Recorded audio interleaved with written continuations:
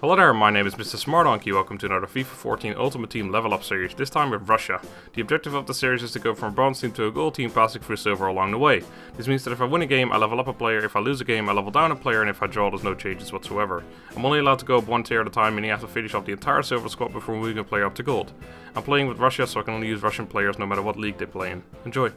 Welcome to the 10th episode of Level Up with Russia. Sorry for the lack of videos on this for a few days, but I had everything recorded, I just didn't really feel like rendering anything. Anyway, the first guy that we come up against has a mostly Brazilian side, Ronaldinho in there, Lucas Leiva, Kaká, Dante, Alex, or whatever you want to pronounce it at.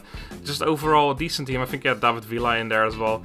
Not too bad at all. It was actually his chemistry at the like his defense and midfield was all good, but then on the top he had a few sort of random players, I guess, which I didn't really understand why, because obviously if you're making a decent team, then why fill it up with some random players? But maybe he was still working on, or like as a work in progress basically. Anyway, Kokorin, been remotely happy with him. He's actually been pretty decent.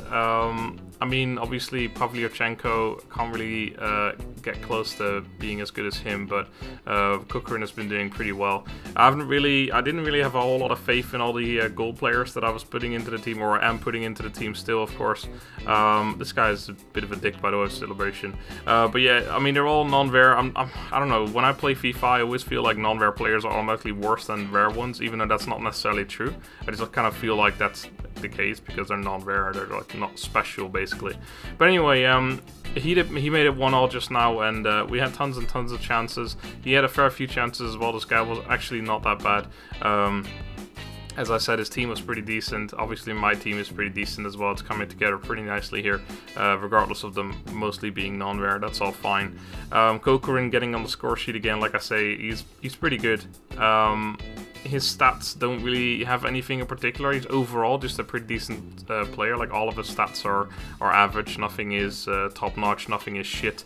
Really nice shot there from Belianetinov, but hits the post and it falls back to one of my players, and he doesn't manage to score that, which is a shame. He gets another goal back here to make it 2-0, and he equalized for the second time now.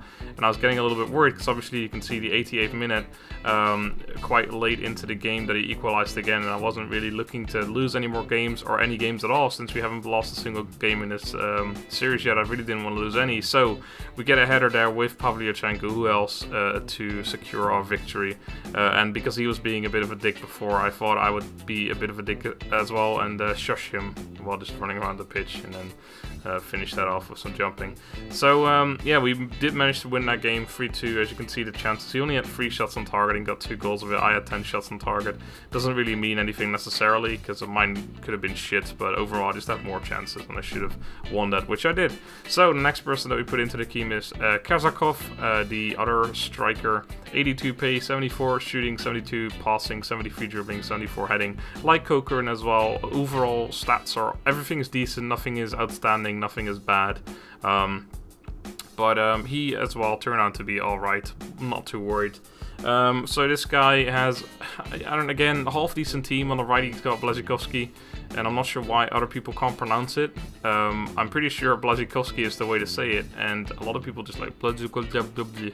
I understand it's not that difficult, but anyway, he had overall his defense. He had some pretty decent players. Just in the attack, he had some bronzes and some bad chemistry as well.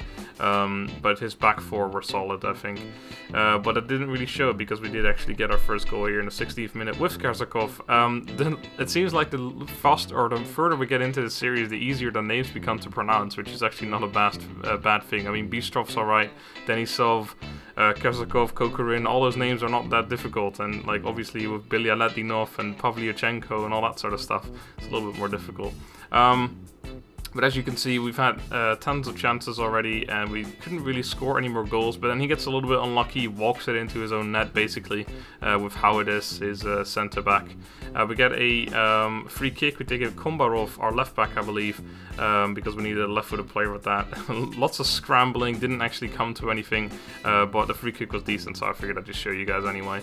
We get a nice goal with Shemshov. Look at that finish. I mean, he's just, like, he got passed onto it in front of him, and he shot's like a first-touch shot. It was actually a pretty nice finish. His shooting is obviously been amazing throughout the entire series, and he did have to actually rage quit after that. which was a shame, but I'm not too worried about it. I'll take the win if I can get it. So, we now only have a few players left to take out, and I actually do put in Arshavin for Bilyatinov. I was a little bit worried about putting Arshavin in. His work rates are low and low, which is pretty crappy, and his stats aren't too amazing. 75 pace, 77 shooting, 75 passing, 84 dribbling, but you'll see in the next few games they're actually quite a good player. I really enjoyed playing with him. So, thank you for watching. I hope you enjoyed, and I'll see you next time. Have a good day. Bye-bye.